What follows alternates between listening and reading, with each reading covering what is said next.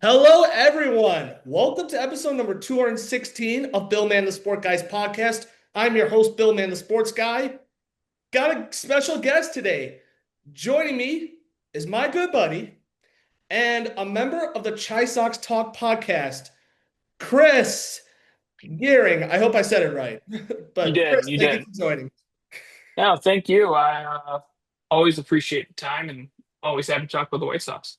Yes, sir. Our favorite baseball team. Let's just jump straight to the White Sox. What have your thoughts have been about them this season? Yeah. I mean, I think I've liked the baseball to the All-Star break. Um, I thought that letting the kids play was huge. I realized that you kind of had to call them up. You couldn't bring them up in April. I think they would have went and spent $10 million on the bullpen. They'd be 10 games under 500 instead of 25, 30, whatever they are at the moment.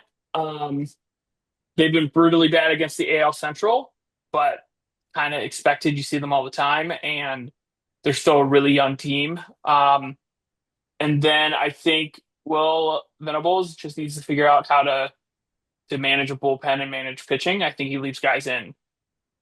Not even one batter, too many, probably three or four at this point. I know that's something he's a rookie manager and something he'll get reeled into as this time goes on. But overall, I'm happy with the 2025 White Sox, especially after the 2024 season. I mean, this is what you want. I like the phrase "they're fun bad." At least they're fun to watch. So, yeah, those are my thoughts, or at I, least my impressions. I strongly agree. I feel like I can at least say we are in the category, yeah, we're bad, but we're fun to watch. Um, we've already surpassed our wins. At the time of this recording, we have two more wins, so hallelujah. And That's we right. we could thank the Colorado Rockies for stinking up the joint. Hey, I always like tell my brother-in-law is a huge fan. My best friend is a Brewers fan, and always like to say that last year we set record. We made history last year. Nobody's ever going to remember their 2024 teams, but our team set a record, and we're engraved in baseball history. So you got to own it. You got to own it as a fan. And actually, I'll jump my thoughts onto this because this goes into my second question. What has Will Venable done that has impressed you? Because the thing I appreciate at least is there's at least some fight. Because let's be honest, with Pedro Trashful was managing, if we were down like let's say 6-0 by the third or second inning, it was game over. But this year it's been, oh, we're down, let's fight back. Oh, we fall short. So I can at least appreciate that as a White Sox. Yeah, I mean, I feel for Pedro Grifol. I don't think he was put in a position to be successful at all. I just feel bad for the guy. I also think the White Sox. I don't know why they hired him. I mean, the Royals passed up on him how many times when he was on their bench? So there was something there, right? I think three Um, times, if I'm not yeah, mistaken. three or four times, and like that should have been a flag for the White Sox. But I mean, I think something that Will Venable has impressed me with this year is he's steady. The team fights. They're consistent in the right ways. I mean, their walk rate last year was it looks like it was 6.7%. Like they're 29th in the MLB this year. It's 9.2%. They're 10th in the MLB. At time of recording, they after the post All-Star break, this hit second most, I think, behind the Phillies in home runs. Their plate approach is really consistent. But I think the bigger change that was made, and something I can tell as a fan, is the White Sox kind of got with the times. They got ahead of pitching development, had a hitting development, and instead of leaning on their pitching coach and hitting coach to notice things and make the change and then coach the change, those two guys manage and, or sorry, see the changes that need to be made, and then the hitting or pitching coach actually coaches the change. So I think Will's done a really good job of just working with his entire staff this year. You can kind of see it across the board. A little bit more consistent would be consistency would be nice, but the team's young in total, and it's just nice to see them fight and see development. As the years gone on. I agree. Um, I would like to believe that he'll lead us to the promised land, but With our current owner, I don't even know. But HBO he Brothers will get us there. in the Ishmael brothers we trust. Apologies for the small noise. If anybody hears in the recording, it is literally thunderstorming right now in Chicago as we speak. But anyway, who has surprised you and disappointed you on the White Sox this season? Um, the surprise, I'm gonna sound like a bad fan here, but Colson Montgomery, I was quitting on him. I was quitting on him in April and May when he was batting 182 in, you know, Birmingham in Double A. Oh yeah. I didn't see it. Read an article about how when he went to Arizona the second time, they were talking and he said, he was struggling seeing break on the ball, and he made the change of standing up straight, I guess, in the box. And they were like, "You're like 6'2.5. Stand up straight. You're going to see the ball plenty fine." And that seems to be what has, made his adjustment because he's been pulling the ball a lot better, and he's absolutely been murdering off speed pitches. I myself am in Tampa now, so I got to see his first and second career home runs when he's playing the Rays, and almost saw his first grand slam. That was like an inch from going over the wall, but he looks way more confident at the plate. So he surprised me. I am a huge fan of the guy. I mean, he needed to work out, and I kind of lost faith there a little bit. But I'm also not in the walls days, and day in and day out, you're kind of looking at the box score in the double and triple A. And then disappointment, I think for myself, it's Jonathan Cannon. I thought he would have more as a pitcher. He came up, you know, was the end of last year in a bullpen role with Ariarte, and he looked pretty good. Saw him pitch in Tampa, saw him pitch live, and I think his fastball just doesn't have movement on it, and his breaking stuff isn't put away if his fastball doesn't have any movement on it. So that would be my disappointment. Honorable mention, Shane Smith was a surprise, mainly because I had like zero expectations for the guy, but I don't want to pick him because Rule 5 draft guy, who didn't really come up in the system, but really happy that they found somebody that looks like it's going to be a really solid 2 or 3 in the future as time goes on. I'm gonna pick a different one for surprise. For me, it's Lenyn Sosa. The fact that it took him over like 200 plus games to see regular, consistent baseball, and he is truly taking advantage. He is tied for Benintendi with the club leading home runs with 14, and he's actually played some pretty good defense too. Disappointment. I'm not going to sugarcoat it. Luis Robert Jr. When healthy, I truly think he's one of the best center fielders. And I just feel like despite him drawing more walks, which I think that's the most he's walked in his entire career. Last time I looked, he was second on the team with 38, and he's right around a 30 stolen base. But in terms of a hitting perspective, like home runs, doubles, RBIs, I feel like even if the White Sox were to trade him at the deadline, I just didn't think he did do enough. Yeah, I mean, I think um, with Luis Robert Jr., I think they have a price in mind. I'm happy that Chris Getz is holding strong to the price that he wants. I think huge issue with um, Ken Williams and Rick Hahn were they were willing to take less than what they wanted. Um, Bob Nightingale came out and he's a loser.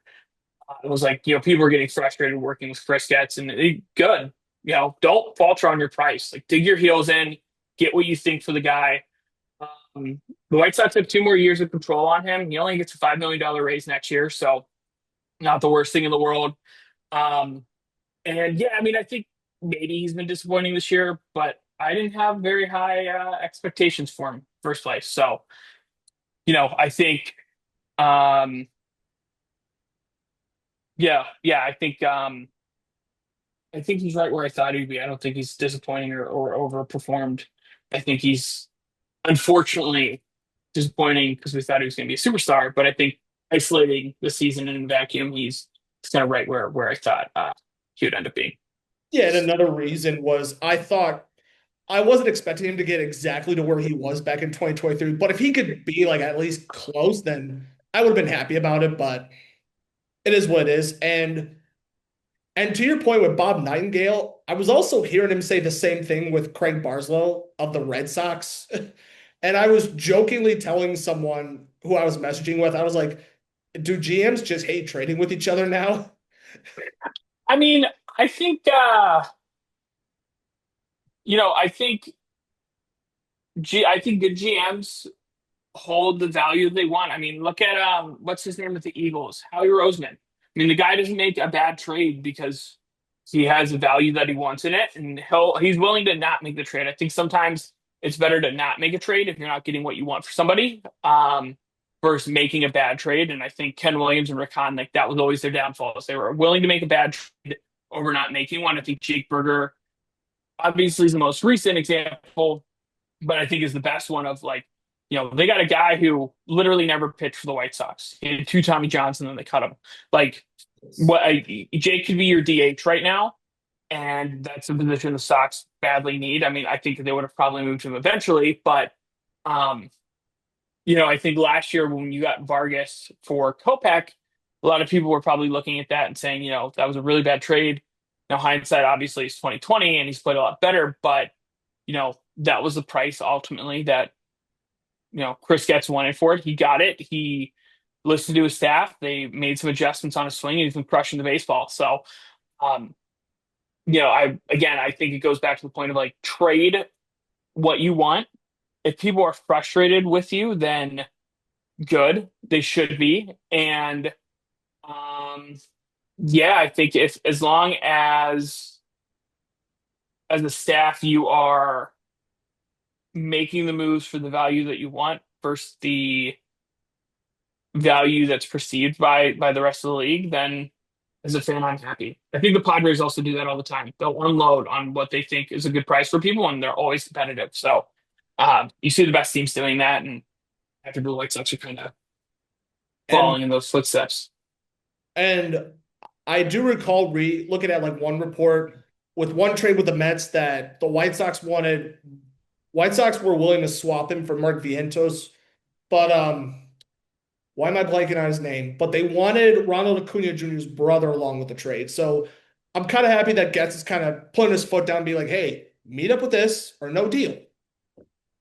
So I won't say who, I have a source in the Mets organization, and the Mets had offered Vientos for Luis Robert Jr. as a straight up swap, and the White Sox wanted to add Luis Acuna Jr. Um, Luis Acuna Jr. It's so hard to say his name because Acuna, the way it's written out, I wish I was better at Spanish. The White Sox wanted him a part of the trade. I think the original trade request from the Mets was Luis Robert and Drew Gilbert for Mark Vientos, and that was proposed to them in May when Mark Vientos kind of started on a hot streak after last year. White Sox stat they didn't want that price, and ultimately didn't move Luis. And the other trade offer that I learned of was the White Sox offered Luis Robert for Andrew Painter in the Philly system. So obviously there was a no from Philadelphia. I mean, Andrew Painter's an actual star where Luis Robert is borderline right now. But yeah, no, I'm happy that again, White Sox didn't see the value, and Mark Ventos has like a minus zero point 0.5 WAR this year. Like he had one good season. Um, and the White Sox held strong, like they should have. So really happy as a fan that they are, digging their feet in and doing the right thing. Do you call this season an improvement and why? Oh, massive improvement. I think the pitching has been significantly better. Um, I'm blanking on his name. I think his name's Phil. But,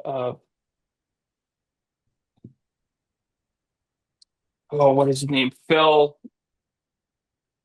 Bannister. Apologies. Brian Bannister has done a great job at seeing where guys need improvement, especially in the pitch sequencing. Now, I think, Drew Gilbert last night really made me frustrated. He spiked two off-speed pitches basically to Javi Baez and was up 0-2 and, should have thrown a slider. in the seventh row of behind home plate, and Javi Baez would have swung, but instead threw a 98-mile-per-hour fastball in the zone, and Javi Baez got a single. So there are still things to clean up there, but I think overall they've improved. And again, their plate approach is just significantly better this year. They're walking more. They're seeing was the stat like 3.2 pitches more per plate appearance, and that really stacks up. They're getting the bullpens, and it's a matter of just being better as a team in general. And I think, um, yeah, no, I think as a team, they've just been much more competitive, and it's nice to see. It's nice to see that start to come together. I do think this season has been a much better improvement, even though, yeah, we got 75, 76 losses, but we have 43 wins, which is two more. And my expectations coming in this season was if the White Sox can at least finish with somewhere between 50 to 55 wins, I'll be happy. And they're almost there, actually. And to your point, they're walking a whole lot, which in the American League, they're ranked sixth. In all baseball, that puts them at 17th. So that's also a major improvement. And the only two stats, three stats that they're outside of the bottom 10 are walks, stolen bases, and actually that's it. But they've gotten a lot hotter since the All-Star break. And I'm really liking the baseball that Will Venables bringing to Chicago. Finally, vibes, not being all like, it's got to be this. Like the one move I'll never understand. When Tony La Russa came back, he literally tried to bring back baseball like from the 80s. And one of his coaching staff that I was never a fan of was Frank Menachino. He was Yep. trash. Miguel Cairo was fine. Grady Sizemore was fine. Um, Pedro Grifol obviously never panned out. Will Venable, the vibes are finally bringing back, and I feel like guys want to play for him. And the one off note I'll also throw in is I feel relieved that free agency, Chris Getz didn't go too crazy. Like for we actually traded him away at the deadline. Austin Slater. One report I read was he was the White Sox highest um, free agent in their target. I'm just glad that they didn't pay him like let's say 5 years, 50 million. Because you and I know Twitter would explode if Austin Slater got $50 million from the White Sox. I don't know if he was actually there. He said that. The White Sox never actually said that. He said that the White Sox told him that in his press conference, and I have a um, hard time believing that. Thank you for No, correcting me. yeah, no. But I mean, I have a hard time believing that. Chris, you know, Chris gets sat down and said, "You're my guy." But yeah, maybe you're my first guy. I'm going to sign, but you're the guy. I have a really hard time. Really, really hard time believing that story. But hey, you know what? We got a prospect back for him. So yeah, Yankees prospect, which is kind of a dreaded uh, phrase unless your name's Spencer Jones. But we didn't get nothing for him, and I will, you know, happily take that. yeah, and to be honest, Slater didn't do that bad with the White Sox. Prior to getting traded, he was one of four White Sox hitters to have an OPS plus at above 100 with 103. So realistically, I'll take that. Um, Yeah, and then to your point of stolen bases, like I'm kind of okay with where the White Sox are in stolen bases. They're not a team built to steal bases. no, The two guys that are kind of are Luis Robert and Chase Mydroth, and I say shit. Chase like with a huge grain of salt. Like they just don't have a ton of speed on the team. Um, so hearing that they're outside of the top 10 on that, like I'm not eaten up by that. I think as a fan, I think they're just not built to do that. As long as Luis keeps putting pressure on, I think they have one of the best rates of getting a bit extra bag when they're was a pass ball or wild pitch than most teams in the league. So as long as they're putting pressure on, I'm good with that. But I think just seeing them live, again, I'm based in Tampa, so I get to see them once a year.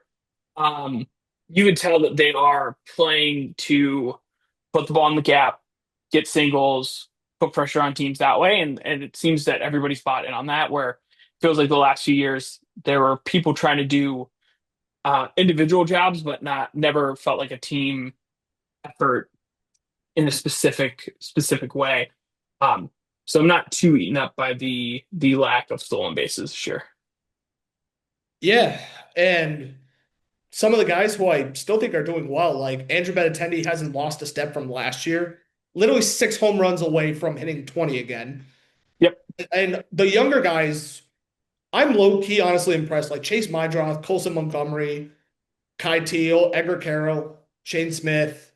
Um, why am I blanking on his name from the bullpen they just grabbed? Mike Vassell. Mike Vassal's been all right. Yeah, I don't mind He's a Mike dog. Vassal. Yeah. Vassell's a dog.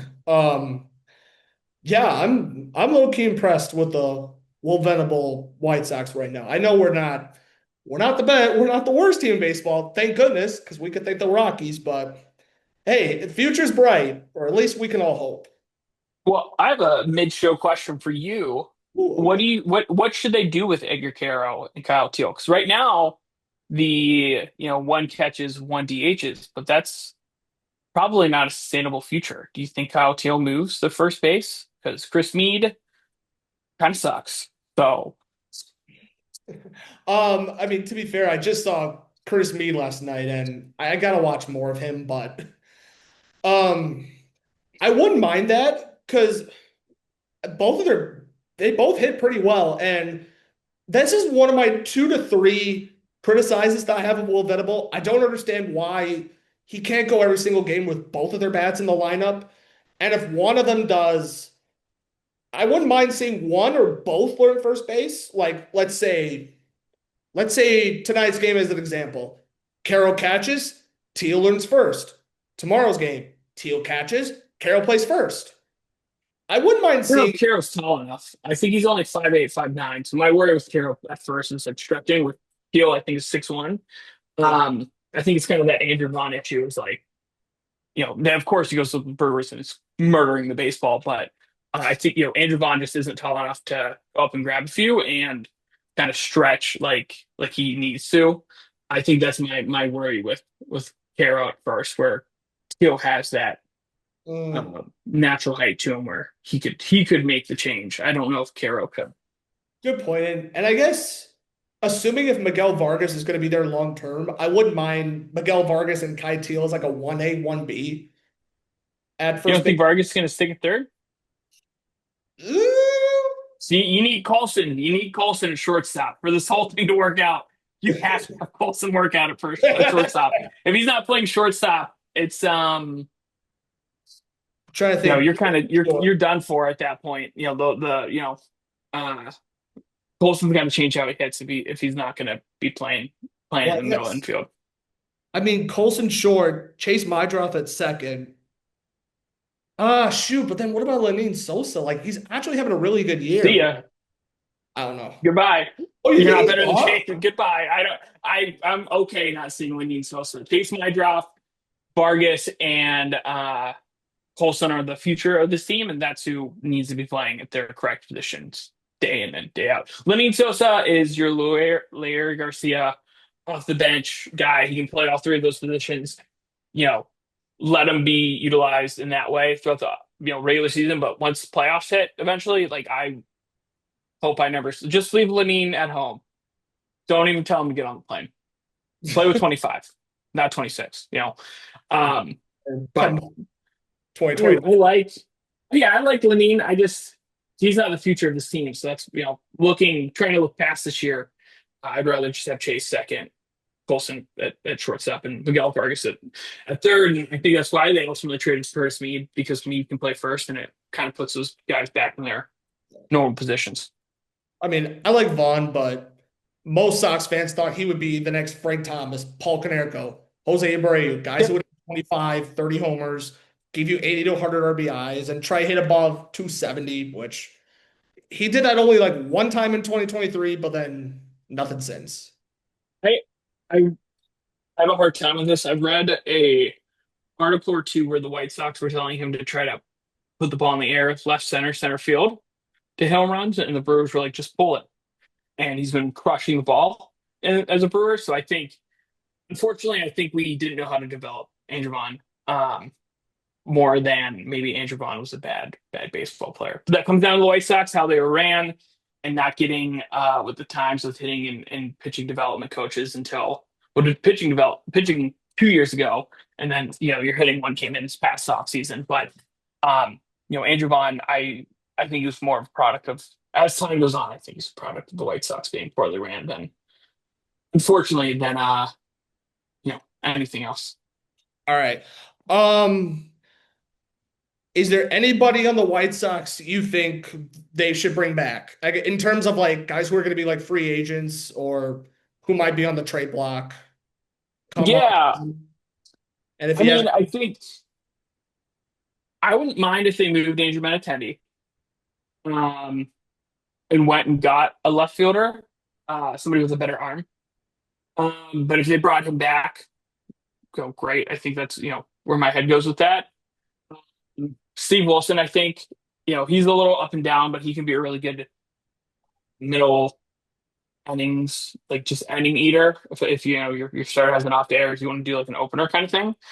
Um, and then I mean, outside of those two, I don't really have anybody that I'm beating the table for. Michael A. Taylor, if he's a good locker room guy, and somebody you think can help the younger guys be veterans and better veterans for it, or better baseball players as a vet. But outside of those three, if they if they move all three or if they keep all three, eh, either way. But there's not anybody on this roster that I'm really beating the table for and hoping they keep around.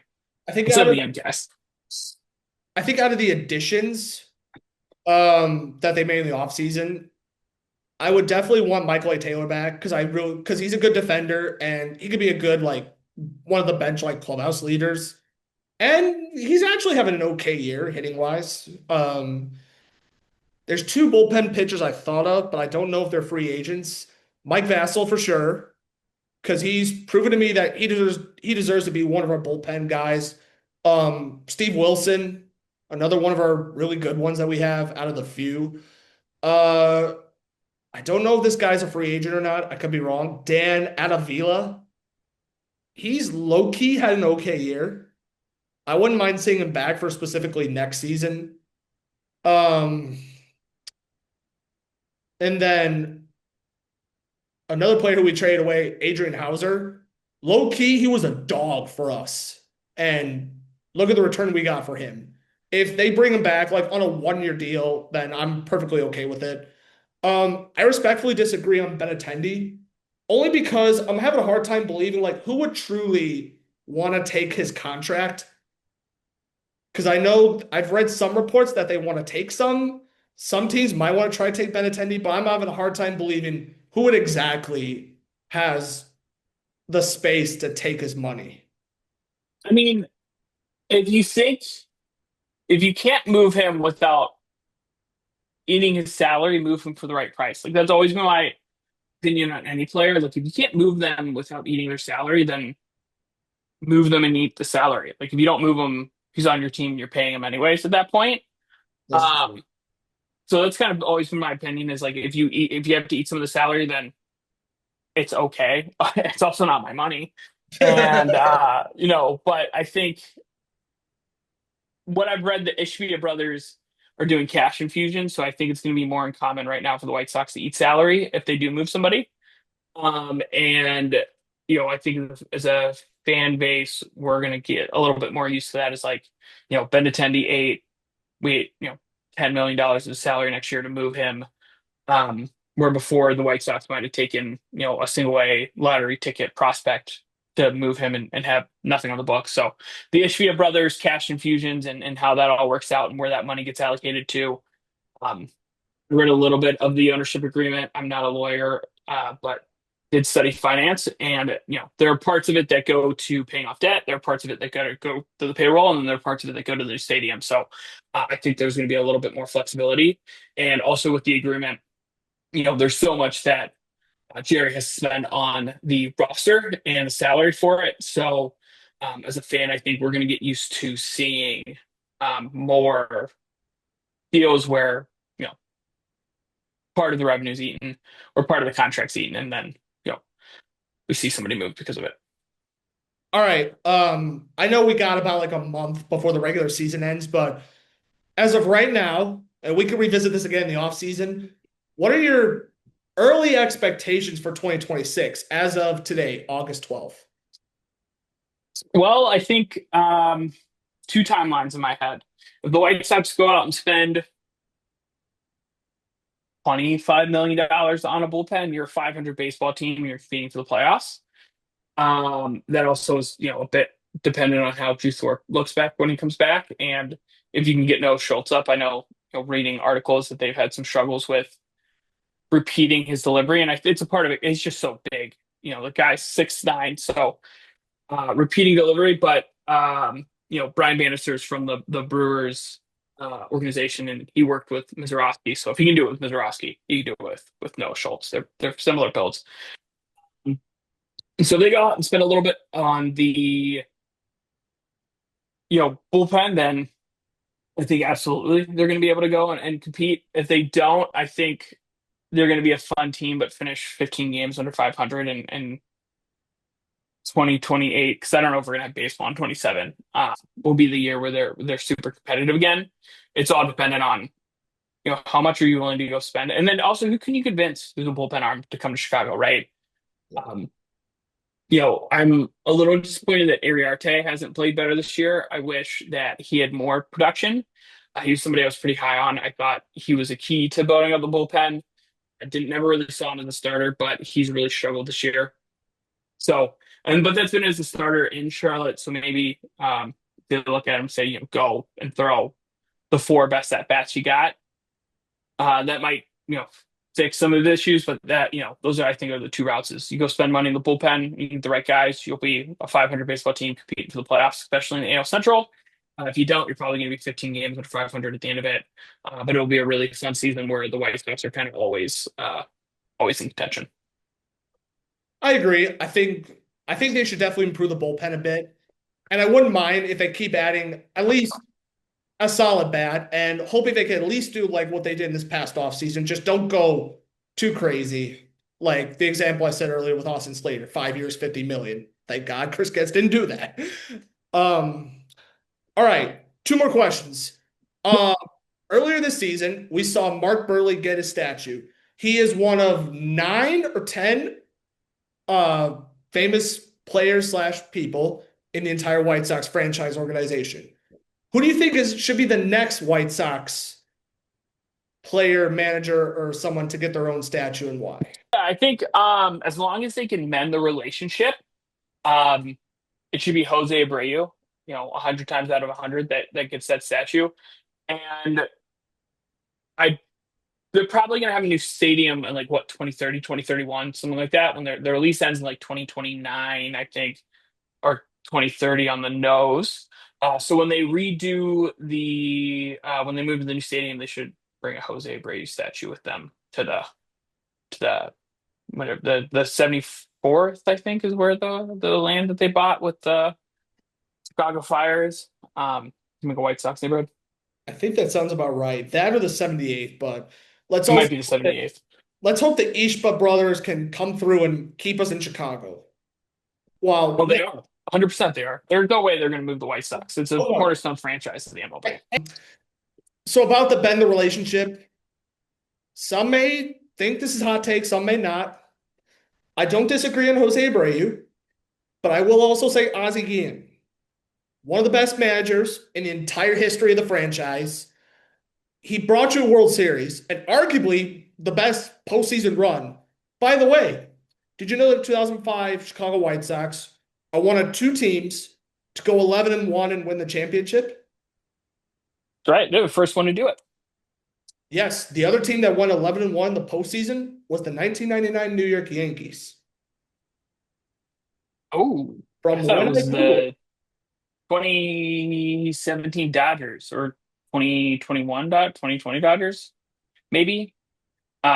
might have one of my teams mixed up there. Or they were close and then they lost to Boston. They were going to do it in 2017, then they lost to Boston. Yes. To Sale. And I know the 2022 Astros or Phillies, one of them got close to tying Yep. the 05 White Sox. Um, Um, no, I mean, I think that team was incredible. I love Ozzie Guillen.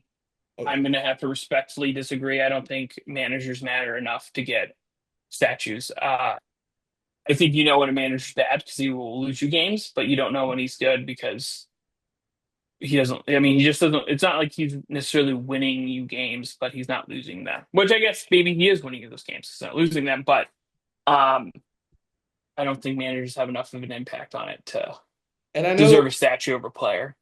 and I know career-wise, Ozzie Guillen won over 600 games, which is still impressive.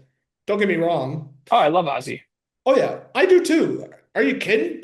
I even love the work that he does with Chuck Garnfine. Like those two are like a perfect duo together.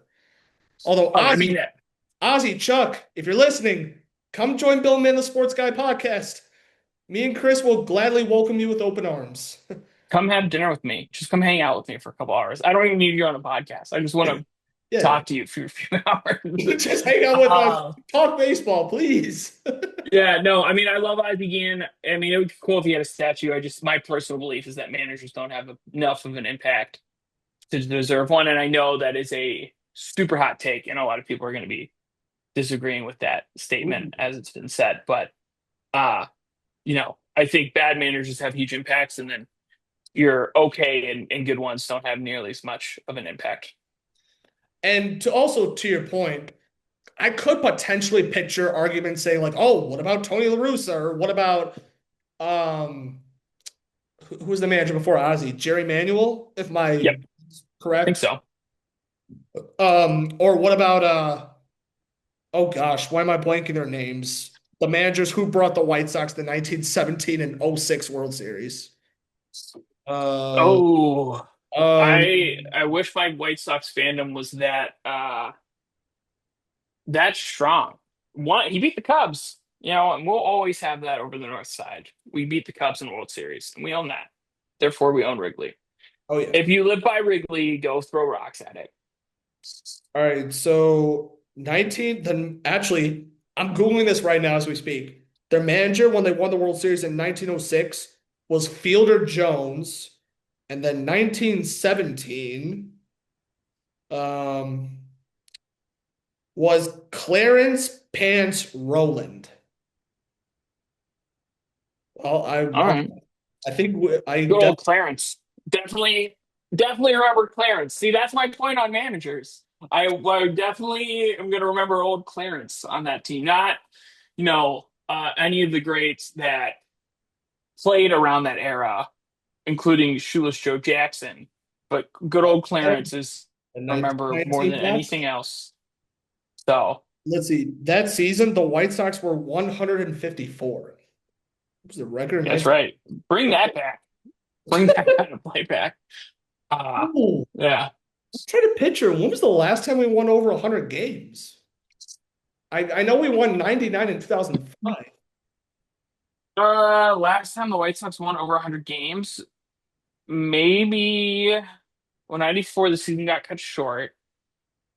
It might have been the win ugly White Sox in 1982.